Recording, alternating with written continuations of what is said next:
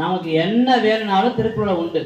நாம் என்ன வேணாலும் அமைதி வேணுமா திருக்குறள் படித்தா அமைதி வந்துடும்.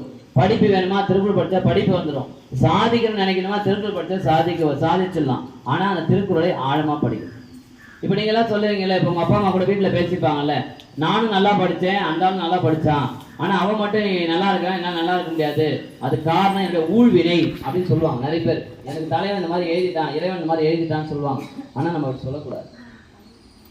திருக்குறளில் வள்ளுவர் சொல்றாரு, ஊழில் பெருவழி யாவுல மற்றொன்று சூழினும் தான் முந்துரும். இந்த உலகத்துல ஊழலை விட பெரிய வலிமையானது எதுவும் கிடையாதான். நீங்க இப்ப இந்த பக்கமா ஊழ் வருதுன்னு வச்சுங்களேன், இந்த பக்கமா நமக்கு பிரச்சனை வருதுன்னா நம்ம அந்த பக்கமா போயிடலாம் நினைப்பீங்களா?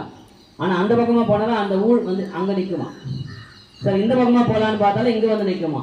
அப்போ ஊழில் பெருவழி யாவுல மற்றொன்று சூழினும் தான் முந்துரும். நீங்க எந்த பக்கம் போனாலும் ஊழை உங்களால் வெல்ல முடியாது அப்படின்னு வள்ளுவர் சொல்றாரு.